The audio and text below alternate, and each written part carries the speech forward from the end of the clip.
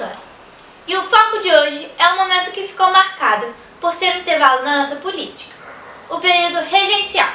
Calma, Manu, nós vamos explicar melhor o que foi esse período entre os dois imperadores do Brasil. Mas antes, prestem atenção nesse botão. Inscrevam-se no nosso canal. É muito fácil. E não esqueçam de dar um like aqui no vídeo. Também é só clicar no botão. Não paga nada. E não esquece do nosso Instagram, Manu. É verdade, conte.understory. Agora solta a vinheta aí, editor, que a gente já vai começar. Termina o primeiro tempo e uma vaia. A sensação no Brasil era mais ou menos essa. Terminava o primeiro tempo ou o primeiro reinado. Só que a diferença, Manu, é que o técnico não poderia fazer substituição. O reserva tinha apenas 5 anos. Pela lei da maioridade no Brasil, Dom Pedro II só poderia substituir o pai quando tivesse 18 anos. Ou seja, o intervalo iria durar 13 anos. Falou bem, Manu, iria, mas não foi assim. E nós vamos contar toda essa história agora. Desde a época da saída de Dom Pedro I, o Brasil estava uma zona. Era revolta para todos os lados. Gente insatisfeita com a política, com a economia. Na política, a divisão era clara. Liberais moderados, monarquistas, mas que defendiam um limite de poderes para o imperador. O maior representante era o Padre Feijó. Vamos ver então como é que ficou essa delícia aqui. Deu fome. Feijó, Manuela, feijó. Do outro lado, estavam os liberais exaltados, defensores do federalismo. Queriam que cada estado mandasse no próprio nariz. O líder desse grupo era Cipriano Barato. Socorro! O último grupo era formado pelos restauradores. Como o próprio nome já diz, queriam a restauração da monarquia a todo custo. Quem estava na frente desse grupo? Ele, José Bonifácio de Andrade. E a pergunta era, quem vai comandar essa bagaça chamada Brasil, que estava que nem Dom Pedro II, sem pai nem mãe? A primeira resposta veio em forma de regência trina provisória. Trina, porque eram 3. Acerto, a miserável. Vamos aos nomes, que formaram esse período que, de tão provisório, durou longos 2 meses. Os escalados foram senador Nicolau Pereira de Campos Vergueiro, senador José Joaquim Carneiro de Campos e o senador Francisco de Lima e Silva. O que eles fizeram em 2 meses? Nada. Nada também não. Eles voltaram com o Ministério dos Brasileiros, mais voltado para os interesses nacionais. Anistiaram presos políticos que tinham se revoltado contra Dom Pedro I. E deram mais poderes para a Câmara dos Deputados, que poderia intervir no governo regencial. Fizeram. Deu certo? Não. O fato é que ninguém virou a cadeira para eles. Vamos à escalação. Senador Francisco Lima e Silva de novo, João Braulio Muniz e José da Costa Carvalho. Aí sim, esse período já durou quase 4 anos. Mas a figura mais importante desse período não estava entre esses nomes. Era o do padre Diogo Antônio Feijó. Vamos ver então como é que ficou essa delícia aqui. Sem paciência pra você, Manuela. Assim, com o padre, também não tinha paciência não. Ele foi ministro da Justiça e decidiu bater de frente com as revoltas espalhadas pelo Brasil. Para isso, formou a Guarda Nacional, que na verdade eram milícias.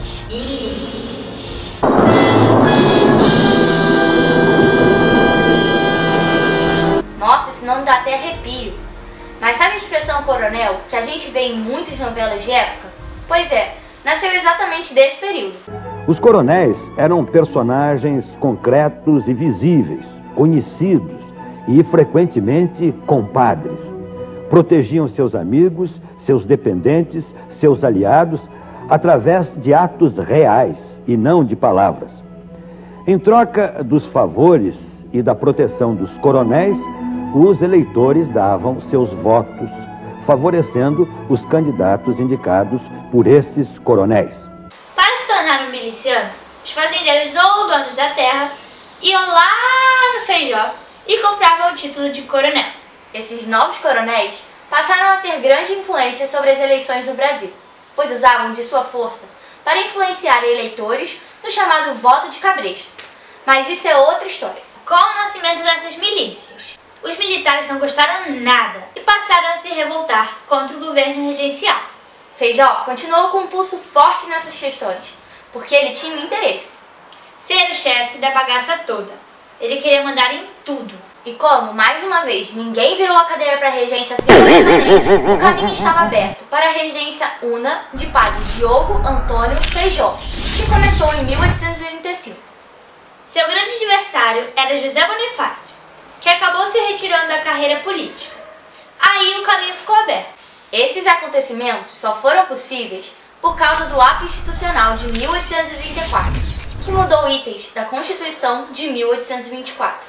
Esse ato deu mais poder aos estados, mas, em vez da liberdade sonhada, só ajudou a aumentar a colonialização do Brasil. Pronto, só quem virava a cadeira para ele eram os liberais moderados. Mesmo assim, não durou muito. Feijó também enfrentava graves problemas de saúde, que deixavam os aliados e opositores ainda mais cabreiros. Até que estouraram duas grandes revoltas que abalaram as estruturas brasileiras. A cabanagem no Pará e a revolta farroupilha no Rio Grande do Sul. Ou seja, deu ruim.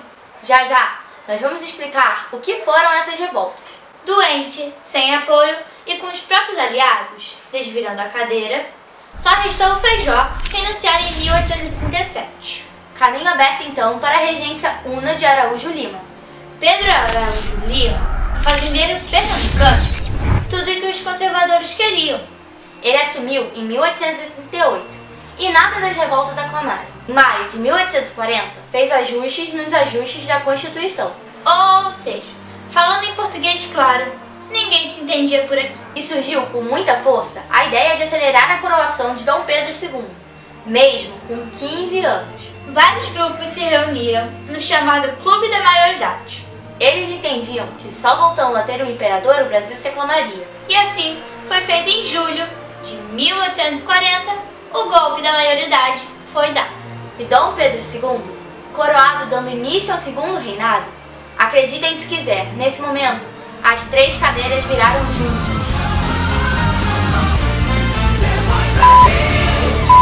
Interrompemos a nossa programação para revoltas importantes. Vamos falar das revoltas espalhadas pelo Brasil. E olha, minha gente, não foram poucas.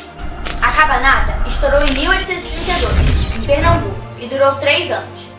Revoltados contra a falta de apoio do governo para os plantadores de cana, algodão e das taxas de importação que sempre favoreciam os ingleses. Ela foi dividida em 2 monumentos, o primeiro em Pernambuco e o segundo mais forte no Pará. Em Pernambuco, a ideia era conservadora. Eles queriam a volta do Brasil à monarquia e sonhavam com o retorno de Dom Pedro I. Com a morte de Dom Pedro em Portugal, o movimento perdeu a força. Já no Pará, a coisa foi bem mais feia. A revolta queria a independência das províncias do resto do Brasil. Chamada de cabanagem, durou 5 anos e acabou em muitas mortes, e a separação da província do Amazonas no Pará. O nome cabanagem vem dos índios e mestiços, que formavam parte dos rebeldes e moravam em cabanas. Mas vocês acham que acabou aí? Não acabou não. Teve também a Guerra dos Farrapos, ou Revolução Farroupilha. Aconteceu no Rio Grande do Sul. Essa durou 10 anos. Eu disse 10 anos. Não foi nada fácil. Também tinha caráter separatista, ou seja, eles queriam a independência do sul do país e chegaram a fundar a República Rio-Grandense. A revolta foi tão forte que influenciou outras pelo Brasil. Verdade, Manu. Como a Revolução Liberal de 1842, em São Paulo, e na Bahia, Sabinada. Farrapos era como o governo chamava todos os revoltórios da época. E os liberalistas do sul adotaram o nome com orgulho. Falta então falar da Sabinada da Bahia. Ela ganhou esse nome por causa de um dos líderes, Francisco Sabino. Entendeu? Sabinada, Sabino. Essa foi a mais rápida de todas. Durou alguns meses, mas causou muitos estragos em Salvador. A ideia, mais uma vez, era tornar um estado independente do Brasil. Eles chegaram a declarar a Bahia independente no dia 7 de novembro de 1837, mas foram derrotados em março de 1838. Essas revoltas só ajudaram os políticos a ter certeza de que era preciso colocar Dom Pedro II no poder, o mais rápido possível. É isso, pessoal. Terminamos mais um capítulo. Espero que tenham curtido. Nosso próximo episódio será o segundo reinado. Tudo o que aconteceu no longo período de Dom Pedro II no poder. Mas não esqueçam de curtir os vídeos e dar um pulinho no nosso Instagram, conte.vandohistória.